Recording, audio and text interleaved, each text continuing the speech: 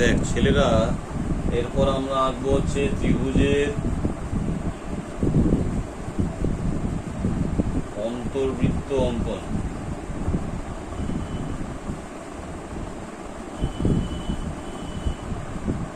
ত্রিভুজের অন্তর্বৃত্ত অঙ্কন এবার আমরা এটাকে আঁকবো। কি পাচ্ছি দেখ, প্রথম যে জিনিসটা সেটা হচ্ছে আগে তিনটে মাপ নিই।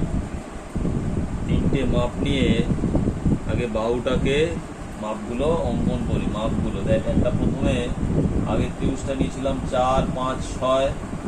এবার একটু বড় নিচ্ছি 5, আগেরটা 5, 6, 7 নিয়েছিলাম, এটাও 5, 6, 7 নিচ্ছি। দেখ 5, 6 আর 7,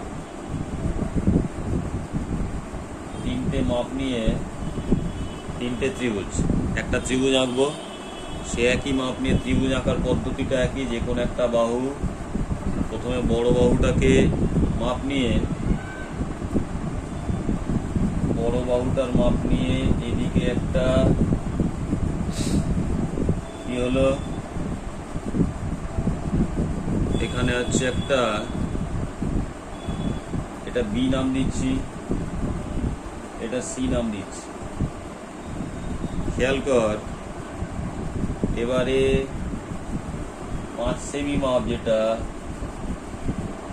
সেটা দিয়ে বি থেকে এদিকে মাপ নিচ্ছি। 6 সেমি মাপ সেটা দিয়ে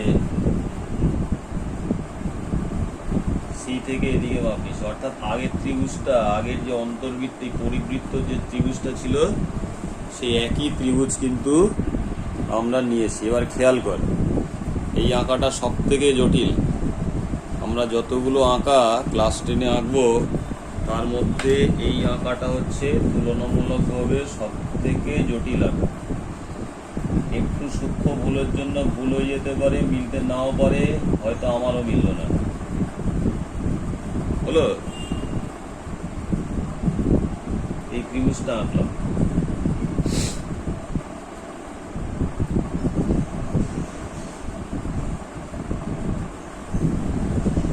ত্রিভুজটা আঁকার পর কোণটাকে সমদ্বিখণ্ডিত করবো। দেখ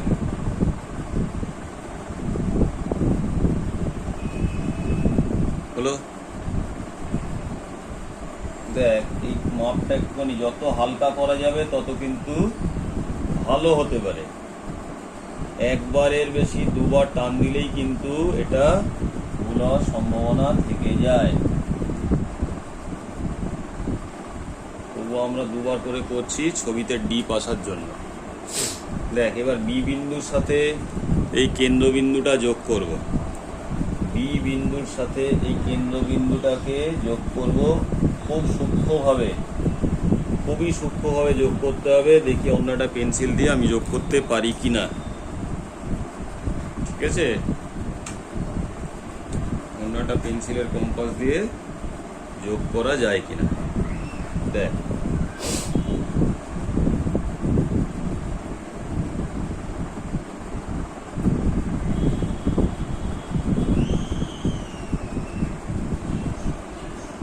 এরকম।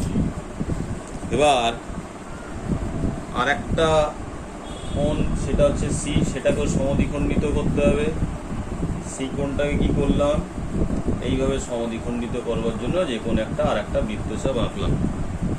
ঠিক আছে, আর একটা বৃত্তচাপ এঁকে এবার এই সি কোণটাকে একটু ছোট মাপ নিয়ে এইদিকে একটা বৃত্তচাপ, সেই একই মাপ নিয়ে এদিকে একটা বৃত্তচাপ। খেয়াল কর, এই বৃত্তচাপ দুটো তারা পরস্পরকে যে বিন্দুতে ছেদ করেছে,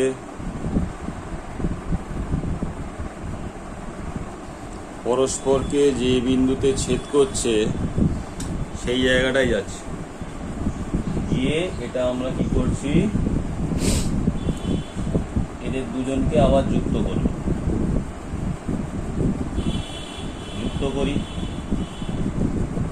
যুক্ত করলে এরা পরস্পরকে এই বিন্দুতে ছেদ করবে। আগে দেখি মিলল কি।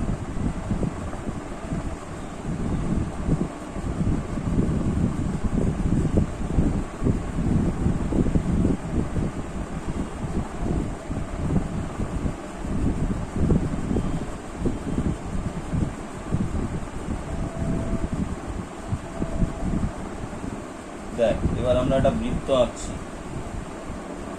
এই বৃত্তটাই হচ্ছে সাংঘাতিক জটিল, যেটা তোদের বলছিলাম। দেখ আমারও কিন্তু মেলেনি, ঠিকঠাক দেখতে গেলে আমারও মেলেনি। আমি অনেক চেষ্টা করলাম কিন্তু মেলেনি। ভূমিটা ভালো করে তোরা দেখলে বুঝতে পারবি, ভূমিটা কিন্তু আমার টাচ হয়নি। ঠিক আছে, এই আঁকার আরেকটুখানি বাকি আছে। আরেকটুখানি অংশটা কি, কেন্দ্র থেকে এই আঁকাটা, এইটা একটা দুটো বৃত্তচাপ, এইদিকে একটা, ভূমিতে দুটো বৃত্তচাপ, এদিকে একটা। ঠিক আছে, এরকম করে নিয়ে অর্ধেকের থেকে বেশি মাপ নিয়ে, যে অংশটা কাটা হলো অর্ধেকের থেকে বেশি মাপ নিয়ে এদিকে এবং এদিকে কাটলাম। এবার এটাকে যোগ করব। কার সাথে যোগ করব? যা, স্কেলটা কোথায় রাখলাম? স্কেলটা এখানেই আছে। এইটার সাথে যোগ করব, কেন্দ্রটার সাথে। যদি যোগ করি তাহলে কি পাবো দেখ। যোগ করলে আমি এইভাবে দেখাচ্ছি তোদের সুবিধার জন্য। অ্যাকচুয়ালি যেটা পাবো সেটা হচ্ছে ব্যাসার্ধ। ঠিক আছে, এই কেন্দ্রটার সাথে এটা, এখানে পেন্সিল রাখি, এখানে পেন্সিল রাখি, রেখে এই দুটোকে যোগ করি। তাহলে আমরা কি পেলাম দেখ। এটার নাম দিচ্ছি ত্রিভুজ এ বি সি। ত্রিভুজ অন্তর্বৃত্ত অঙ্কন হয়ে গেল। তাহলে ত্রিভুজ এবিসি এর, দেয়ারফর ত্রিভুজ এবিসি এর, ত্রিভুজ এবিসি এর অন্তর্বৃত্ত অঙ্কন করা হলো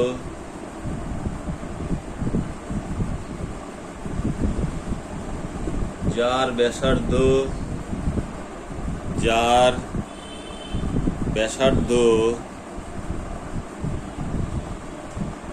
কত, এটার নাম দে ও, এটার নাম দে D. O D equal to, এবার মাপটা নিয়ে নিই ব্যাসার্ধের। মাপটা হচ্ছে কত আসছে দেখি। অন্তর্বৃত্তের কেন্দ্র হচ্ছে 2.1 সেমি, 1.6 সেমি, 1.6 সেমি। এটা হচ্ছে উত্তর। বোঝা গেল?